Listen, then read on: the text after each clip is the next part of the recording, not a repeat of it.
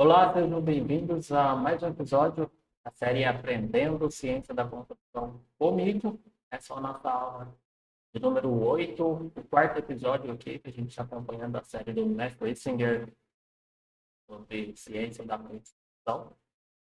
E o vídeo de hoje é sobre Eficiência and Environmental Responsibility.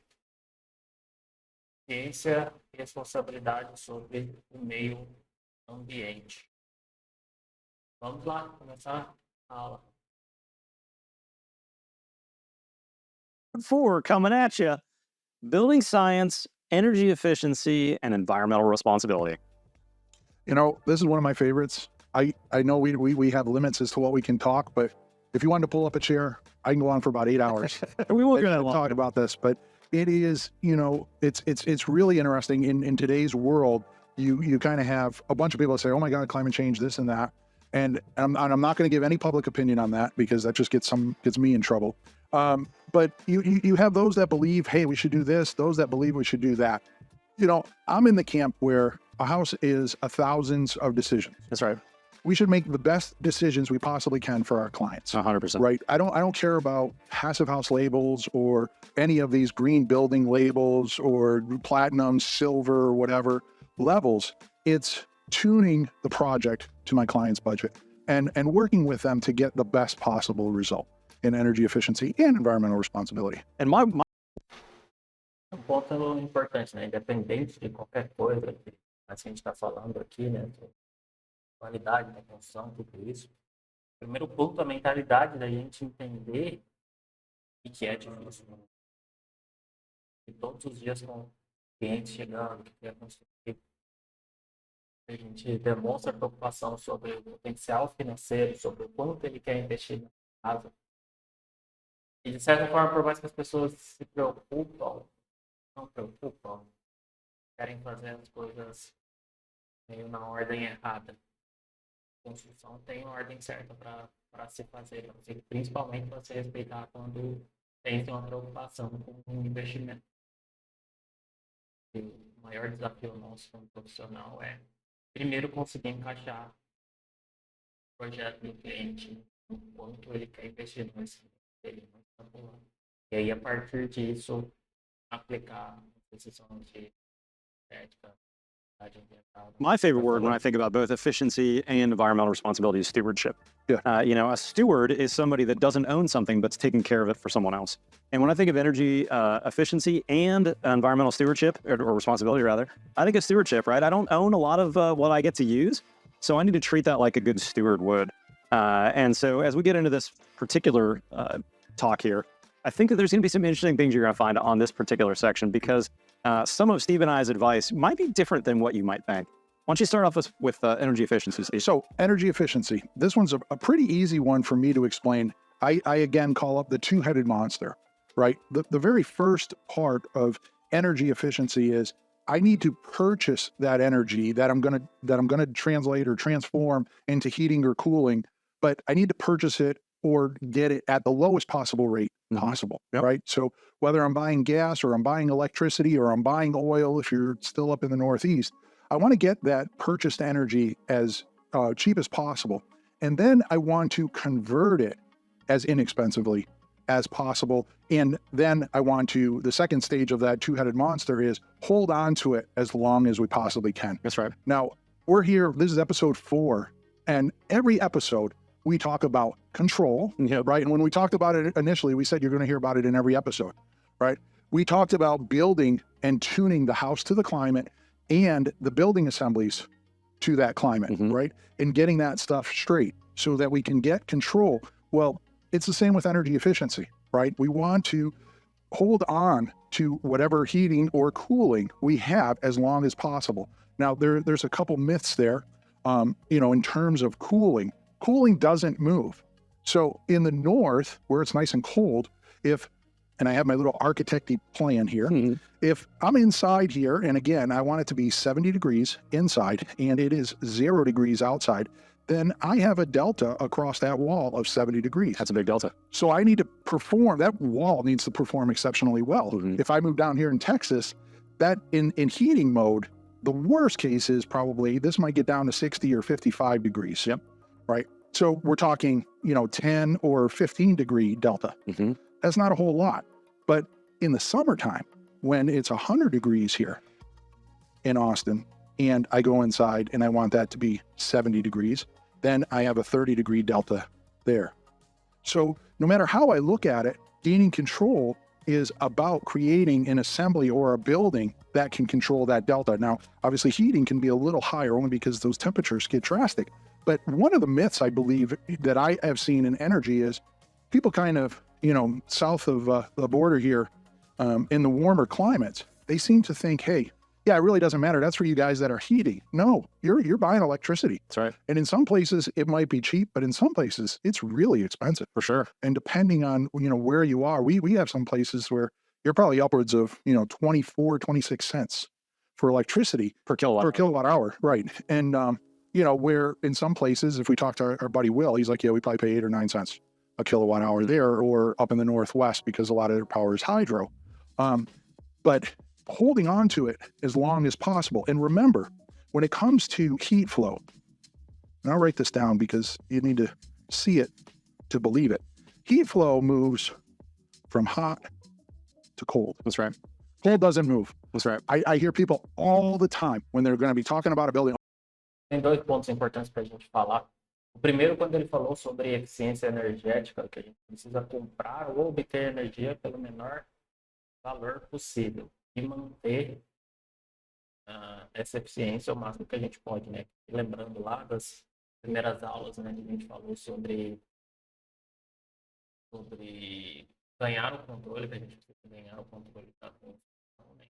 A gente ter eficiência energética, ter esse controle, seja do resfriamento, seja do aquecimento, e comprar essa energia pelo menor valor possível, de acordo com a forma que se possui para comprar energia. Então, aqui eu trago, principalmente como o assunto, o título aqui é Eficiência e Responsabilidade Ambiental, eu já vivenciei muito as pessoas terem a mentalidade que eu acho um pouco equivocada quando se fala de responsabilidade ambiental. E hoje está meio na moda já, né, as pessoas colocarem energia solar nas suas casas, né, quando a pessoa tem energia solar aqui nas casas de alto padrão, já é comum ter energia solar nas casas. E aí, a partir do momento que a pessoa coloca energia solar, ela já acha que ela está, ou não acha que está tendo uma tipo de responsabilidade ambiental, está sendo sustentável, nem é bem esse o ponto, mas que por ela ter energia solar, ela não quer ter esse controle do consumo de energia. Ela perde a preocupação sobre o quanto ela vai consumir de energia, porque ela não vai pagar nada de energia. Eu acho que essa mentalidade é um pouco ruim para a sociedade como um todo, né? Principalmente falando de eficiência energética, porque você não está ganhando o controle da sua construção. Você está só tendo um detalhe para você não pagar a sua conta de energia, mas a eficiência, o conforto real da sua casa você não vai ter, porque na casa você fez de qualquer jeito, porque não importava, você vai ligar o ar-condicionado, aqui no nosso caso, né, que é mais para questão de resfriamento, você vai ligar o ar-condicionado e pronto, acabou, resolveu o problema. Então, é um ponto importante que para a gente ter como consciência, né, de utilizar a energia solar como a mais. Ele ter o controle dessa construção, não tem que ser energético de forma passiva, né? Diminuir a compra dessa energia e posteriormente utilizar esses meios. E o outro ponto aqui é um detalhe técnico importante, né, para a gente ter, é que o fluxo de calor se move do quente para o frio, não tem movimentação do frio para o quente. Oh, well, I'm going to insulate that so the cold doesn't come in. What? Aí tá aqui a fala que ele falou, né? A gente fala, vou isolar essa parede para que o frio não entre. O frio não vai entrar. Não existe. É só o calor que se move. Cold doesn't move. No. Cold doesn't move. Let me throw a quick example of that helps me visualize that. When I moved to Texas 15 years ago, Yeti coolers were just starting out. and I just had a cheap foam cooler in the back of my truck. I'd go to the job site. At the end of the day, my ice was all melted. But some of these guys that I was seeing with these new fancy Yeti coolers still had ice in the back of their truck. Now, ice is not an expensive item, although it has gotten more expensive the last couple of years. So I would have to buy ice every day at 7-Eleven to keep my cooler cold with that day's beverages if it was going to be 100 degrees out. That heat was flowing from more to less, from hot to cold. My cooler was getting heated up from the outside because it was hot in Texas, and it was melting the ice inside my cooler. Those Yeti coolers, we're going to come back to this as we talk about control layers in the future, but those Yeti coolers have a few things that make them better at retaining ice. And we can take that same example for our houses, for our walls for our houses. As that moisture moves and as that heat moves from more to less, we need to remember that, because that high school science physics principle of heat flow and moisture flow affects our buildings. It affects how we insulate them. It affects how we're going to control both moisture and vapor drive in our buildings. And it's going to control why we want, or it's going to help drive why we want air tightness in our houses as well. O exemplo que ele deu da caixa térmica ali é um exemplo que às vezes é bobo, mas a gente não associa, né? Quando a gente vai para a construção, que é algo que a gente está investindo muito mais grana. Quem gosta de tomar cerveja aí da vida, nos últimos anos ficou muito famoso, né? O copo Stanley, porque ele consegue manter a temperatura da bebida ali por mais tempo. Então, uma associação simples para um copo, quando a gente vai lá construir, investir milhões de reais, a gente não pensa, não preocupa, tem outras prioridades, e aí constrói a casa de qualquer jeito, né? Nem não ganha esse controle da construção, e aí no final tem uma casa totalmente confortável. E perde esse dinheiro, né, por não ter pensado. Yeah, and we're going to dispel a myth, because as you were talking, you inspired me to come up with this comment. If in fact cold moved, the ice would never melt. That's right. Right? The ice, it would continue to grow ice as the cold moves. That's a great point. Right? But the fact that the ice melts suggests that heat is the only part of that equation that's on the move. That's right. Great point. So when you're down south, you're not necessarily talking about the heat that wants to leave your building, like in our 70-degree northern example, when it's 0 degrees out. All that heat is trying to get out, right? Heat, and it's not necessarily that heat moves. You have to understand, heat and cold, say they're on a scale, or say it's like this, cold, really cold outside, relatively warm inside. Well, that heat is trying to equalize that cold. It's always seeking an equalized position. That's right. So as that heat moves across that assembly and moves to the outside, we're losing that heat. We want to hold it in. But guess what? When we reverse that order and we come down here, say in Texas, and it's 100 degrees outside, 70 degrees inside, well, now we're talking about all of this heat that wants to move across my assembly here and move from the outside inside. So Mother Nature doesn't give a damn about walls, roofs, labels, passive house, nothing. Mother Nature has a very simple rule. It moves from hot to cold, right? One of probably the best thing Joe ever instilled in me was when he would say, "It's not rocket science, it's building science." Right? It's really high school physics we're talking about. Yeah, people want to create a dissertation about heat flow, and I'm sure people have, and good for them. It's good. But for all of you out there watching this video, walk out of the room when we're done and say, "Oh, heat moves from hot to cold." That's right. It's the only movement, it's the only law that Mother Nature has in terms of that. So when you build a building, now you have to ask yourself, if I want it to be 70 degrees inside and the outside is X number of degrees, which way is the energy flowing across that assembly? I want to point out too, Steve, as we've talked about building on this ladder, on this foundation, that we talked about comfort on the Então, só para pontuar, calor, entra, esse fluxo de calor é do ambiente, do local que está mais quente, do local que está mais frio, e não o contrário. Então, naquela frase, a gente não isola, a frase, isolar essa parede para que o frio não entre. Não existe o frio não entrar. Calor que se movimenta. last one, but now we're talking about energy efficiency. And as we talk to people that are going to build a house with us as builders, efficiency is not the number one thing I don't think they're concerned about. They may say it. Para eles também, ciência não é o número das preocupações dos clientes. Really, comfort is really much more important to people. And efficiency comes as a O conforto é importante. Aqui no Brasil, a maioria, pelo menos, também conforto e preocupação. Byproduct of comfort. So if we have less heat flow through our walls, that doesn't matter which way it is, if we have less of that, we're going to ultimately be more comfortable in our buildings because we're going to be able to gain control and then use a smaller amount of mechanical equipment to maintain that control. And once we get that flywheel going, it's easier to maintain that. Whereas if we have a very little control, very little insulation, very little ability to stop moisture, we're going to have a bigger engine to do everything. And bigger engines use more power, use more gas, right? No matter what you're...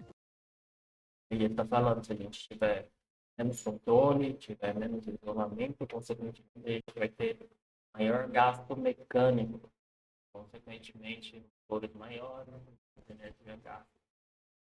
Por isso que precisa ser resolvidas as coisas na base.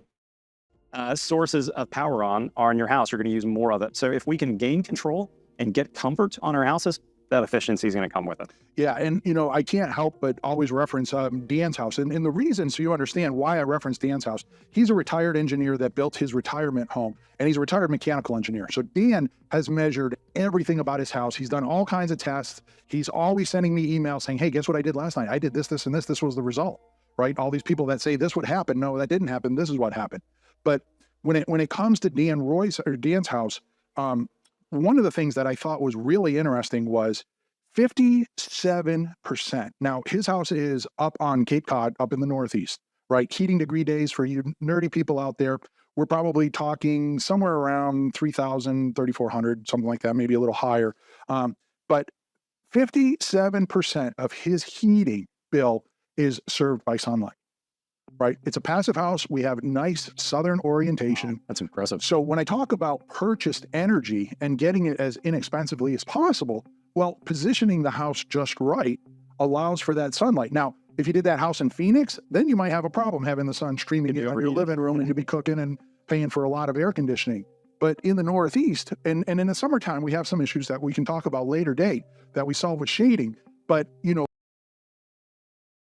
A importância de ganhar o controle, de comprar menos energia, né?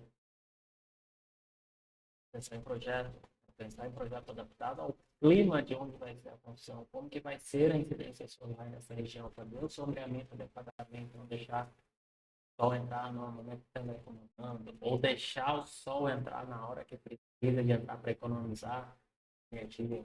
Então, as estratégias de projetos, estratégias bioclimáticas são importantes, extremamente importantes para o início de uma casa confortável.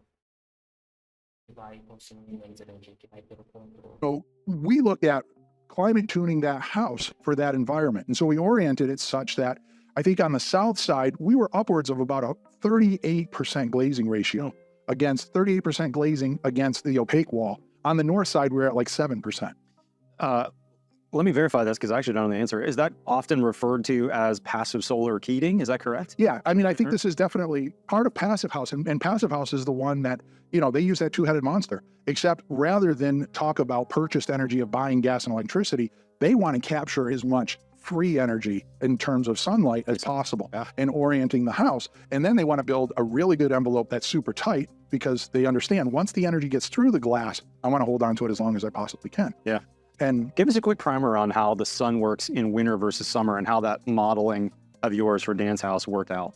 Yeah, so the interesting thing, and we'll talk about this later because it can get really complex, but the reality is that the sun is only in the same position twice a year, right? Every day, today at 1 o'clock, the sun is in a different position than it was yesterday at 1 o'clock, and it'll be again in a different position tomorrow at 1 o'clock. That's why our days get shorter and they get longer. June 21st, the sun is, if I use this, the compass here. Well, in the summertime, June 21st, the sun is down in the southern sky and it's rising, or northern, and the northeastern compass, and then it rises up and it sets on the northwestern side. Yep. In the wintertime, it's up here in the southeast and it's much shorter day, right?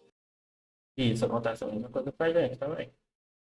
Essa variação da mesma forma que no verão e no inverno, por isso que são mais longos no verão. Now, the other thing to understand is that as that sun travels, right, it obviously comes up, if you're by the ocean, and it gets pretty steep in the summertime. Where we are, I believe our numbers are December 21st, it's at about 13 degrees in elevation. And for our summer solstice, I want to say 71 degrees. This is information you can look up, but it's somewhere in there. So you can see in the course of 6 months, basically the sun rises 57 degrees in its apex when it's due south. So in other words, the sun is higher over the house in the summertime, and the sun tends to be lower in the wintertime. So even with some overhangs, that lower sun in the winter can penetrate those overhangs much deeper and can get into the house and heat it up, whereas those overhangs are providing shade as the sun is higher into the house, right? Yeah. And another myth is, when you start talking about energy efficiency or sunlight, people say, oh, I'll just put shades on. Well, understand that if I have a window and the sun is streaming in through that window, if I put a shade on the inside of the house, the heat energy is already inside the house. And so the shade is useless. It's blocking the light, but it's not. Esse é detalhe muito importante que a gente vê aqui direto também. As pessoas acham que colocar cortina pode resolver ali o cômodo com o sol em questão de carga térmica também. Mas não, o sol ele só vai bloquear a luz, porque o calor já vai ter entrado na construção, está entrando ali pelo vidro. Se você tem uma cortina 3, tem uma cortina do lado de fora, que aí é como é que fazem os brilhos, aquelas soluções para bloquear o sol pelo lado de fora. A cortina não, a cortina só vai resolver um incômodo com a luz. O calor vai entrar da mesma forma. Então. Not blocking the heat energy that came in through that window. That's right. And if we shade on the outside of the building, then we're basically blocking that radiant energy. And what are the, I'm sorry to interrupt. Yeah. Give us the quick primer on the types of energy transfer as you talk about that. Well, we have conduction, right? And that's basically passing through materials. Yeah. So when I touch you, if I've got a fever, you can tell that I've got a fever because I'm hotter. Exactly. Right? That's conduction. Convection. And we've all got convection ovens. The convection oven uses air movement as well as the element getting hot, and that air movement speeds up the cooking. It transfers the heat quicker by moving that air. And of course, our favorite, the sun, radiation. That's right. So when I'm in the sun and I feel the sun's rays on me, I heat up faster than when I'm in the shade and the sun's energy is radiating. Blocked. That's right. It's being stopped by that. And you're going to hear us later talking about some radiant barriers.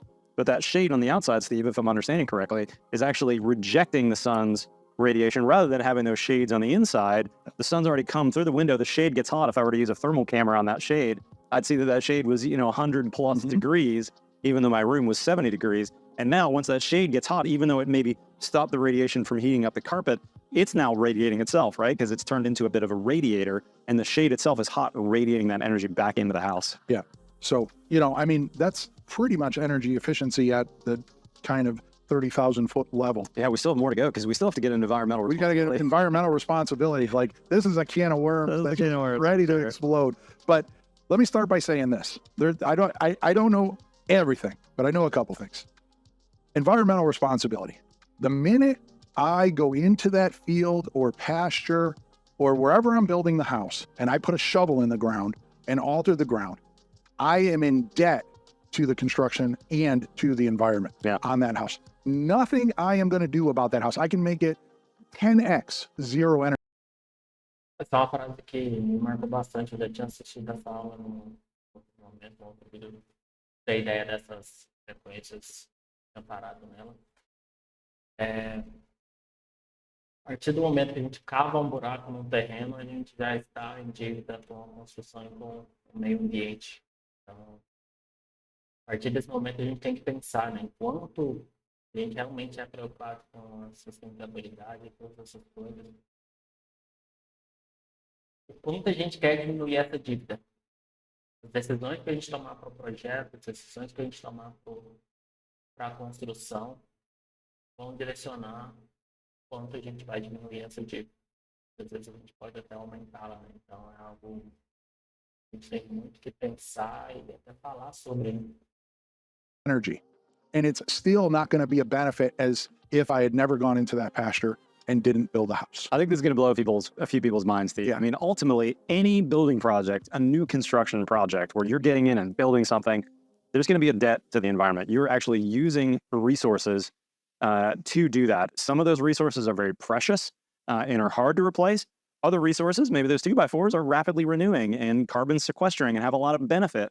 So anytime we build something, we're actually in debt to the environment. We're in debt to the environment, and we're trying to work our way out of that debt. Yep. And we're never going to get above zero, Mm-hmm. right? We're never going to get a credit on the environment. You can say whatever you want, sustainability, I'm building a passive house, I'm doing this, I'm doing that. You're never getting above that credit line. You're always in debt. So then that raises the question of how much in debt do I want to be with the house that we're designing and building, or the remodeling job that we're doing? That's right. And I would say that in general, remodeling is less environmentally costly than building new. And not moving into a finished house that's completed is ultimately probably the best thing, because that environmental debt was already paid decades or maybe even centuries ago. Yeah, I'm always discouraged when I drive by and I'll see somebody putting up a new house out in a field, or cutting down, a half acre of trees, and they're building a new house, and they're building what I would consider a garbage house. Now, I know they're going to say, well, we're building a code and we're doing this. But the reality is you have thousands of choices, and there's probably at least 100 choices that I could help you make that are right off the top, that wouldn't add any cost, but would make a world of difference in that house, and also help your clients gain control. Yep. They gain control, they gain comfort, they gain health, they gain energy efficiency. Isso, projeto adaptado ao clima, que a gente chama, né, que você arquitetura bioclimática. Às vezes são decisões que não vai te trazer nenhum custo a mais pro projeto. Decisões que não vai trazer nenhum custo a mais, é só posicionamentos corretos para a construção, proteção adequada para a construção, que vai fazer você ter o controle ali e aumentar a eficiência energética. Mas é comum as pessoas acharem que projeto é projeto, né? Todo mundo faz igual, todo mundo é capaz. Todo mundo é capaz sim, né? Mas tem que fazer o que a gente está fazendo aqui. Tem que estudar, tem que entender, tem que aprender, porque construção, como a gente está aprendendo aqui nessa série, é uma ciência, né? E ciência precisa ser estudada, assim. Tem como, ciência técnica, a gente precisa de aprender realmente para poder desenvolver e aplicar. E o ponto é esse.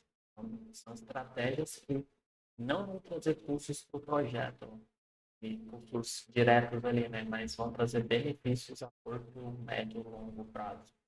All of those things, and durability, all of those things help with the environmental responsibility, right? If you take durability and we put durability up against environmental responsibility, and this is not me, this is Joe talking, because he told me this one day. We were sitting down, and he said, if I build a house and it lasts 50 years, right, and then they tear it down and build another house.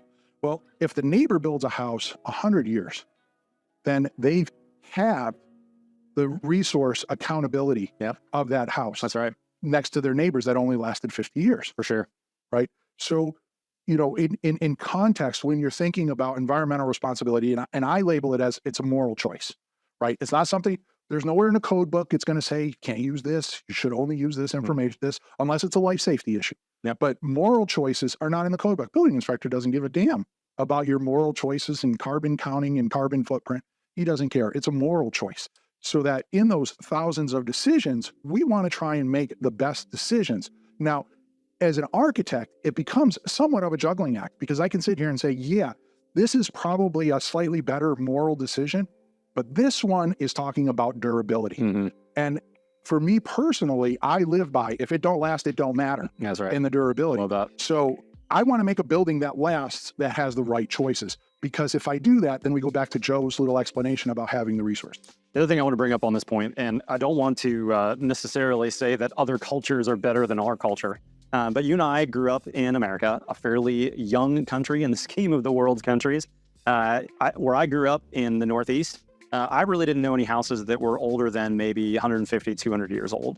Where I'm in Texas, there's very few houses here that are older than 100 years old.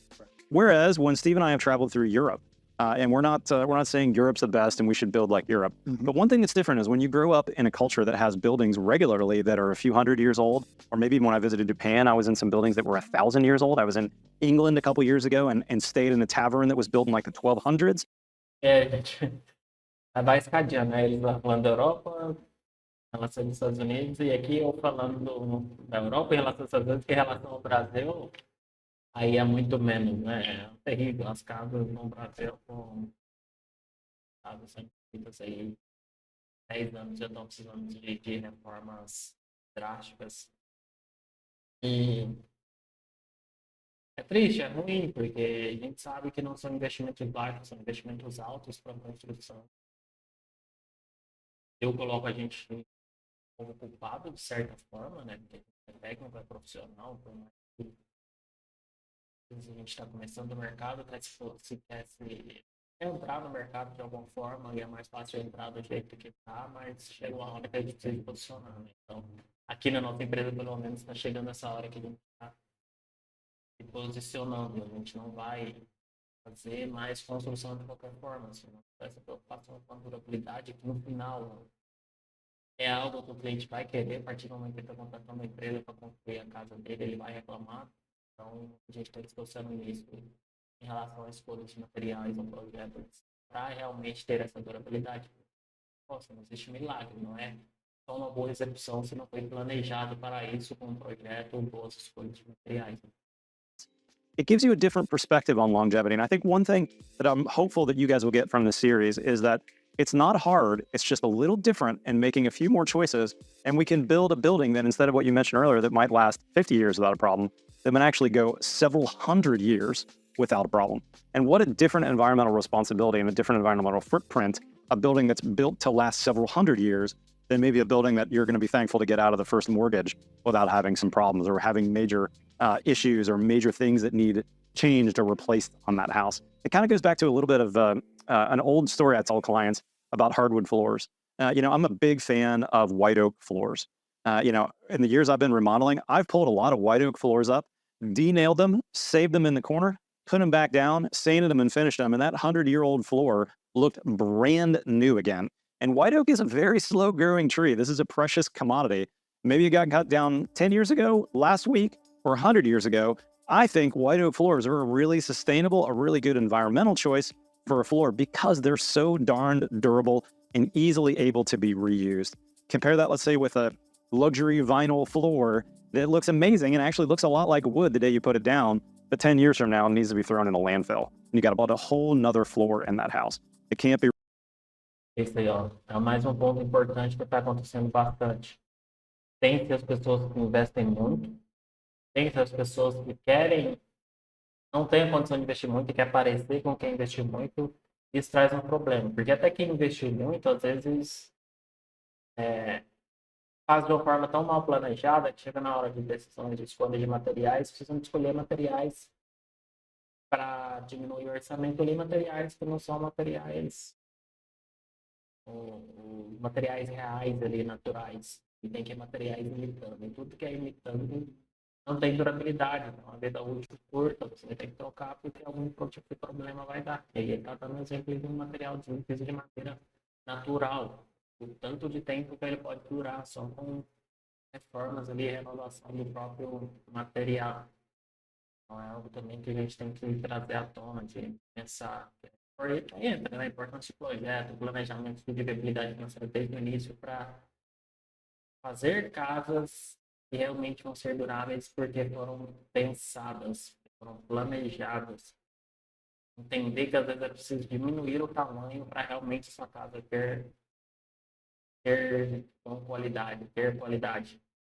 O que está acontecendo, muitas pessoas exagerarem no tamanho e depois tem que dar esse tipo de jeitinho na construção para encaixar no orçamento. E vem os problemas. Be resanded, it can't be refinished. It simply gets trashed. The same is true with carpet. I've really tried to avoid carpet on my houses over the last couple of years because it holds things that your feet bring in, and then as you step on it, those get released into the air. And invariably, within a few short years, it looks bad. You have to throw it away and get a whole nother set of carpet in that house. So I realize these are costly choices, but sometimes the more costly choice, the more thoughtful choice, the choice to build a smaller and better built house is the better choice ultimately for you, for your grandchildren, and for the environment that we live in. Yeah, you bring up a really good point because I'd just use your example of hardwood floor against luxury vinyl tile, right? One of the things when it comes to the environment is this term embodied energy. Yeah.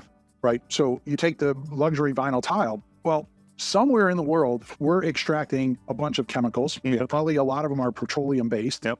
They're being trucked or trained or shipped to a certain location. They're going to get refined in a certain manner. Then they're going to get trucked or shipped again to the manufacturing plant. Which may be halfway or all the way around the world. Halfway around the world. And then that stuff is going to get made, get put on a truck, a train, or a ship and get shipped out somewhere. That's right. As opposed to the white oak, that might be getting milled 200 miles from your house in a sawmill, and then it gets delivered via a truck or through the distribution channels and comes, but the embodied energy might be a lot less. The embodied energy is basically all of that cumulative effort to extract it to the time that it arrives on the job site and gets put in, right? If something is a lot more complex, or you have to take that vinyl flooring and now I have to buy some type of adhesive that got extracted somewhere and mixed and then put down on the floor and mixed to be put in to get that vinyl floor, as opposed to a nail that goes in my oak floor. You know, there's all of these things. And again, I'm not trying to judge you. I'm just trying to expand your spectrum of thinking that, hey, when you go to your local lumberyard or resource center, you might want to just start asking just a couple questions. Hey, do you know where that's manufactured? Or do you know what that's made out of? Do a little bit of research, because there might be an alternative that raises your credit score, right? And it gets you a little bit more out of debt. Man, we went through a lot, Steve. Really, really good stuff. We talked about energy efficiency. We talked about environmental responsibility, which I think ultimately is being a good steward of the resources that you've been given, whether that resource is the clean air in your city, the clean water in your rivers, or this earth that we get to steward for some 70 or 80 years, maybe, if I get to live that long. My hope, guys, is that we've encouraged you guys to build better, to also think about building, frankly, and whether you need to build, because any building project is going to have some debt to the environment. Anything you want to? Yeah, I just want to leave you with one thought. The next time, if you're a builder, architect, homeowner, before you go out and start bragging about how great your house is, if you really want to brag, start talking to me about how you minimalized how bad you were when you were building that house. That's a great point. This episode of Build Science 101 brought to you. Nossa, sensacional esse vídeo, essa aula. Temos algumas coisas aqui para resumir, né? Primeiro, onde que a gente precisa comprar. Energia pelo menor valor possível, então é importante projeto de planejamento.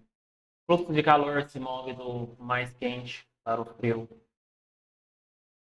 Se ganharmos conforto e controle da casa, a eficiência virá junto, já que às vezes isso não será a prioridade dos clientes, né? Aquelas decisões de projeto, pensar num projeto adaptado ao clima ali, ganhar o conforto da casa. A eficiência energética será uma consequência disso tudo, então é importante a gente tentar trazer isso. Cortina não bloqueia energia térmica, só insistência solar, pois a energia já passou pelo vidro ali, né? Então a gente tem que, se for para reduzir a energia térmica, a gente tem que proteger do lado de fora, antes do vidro.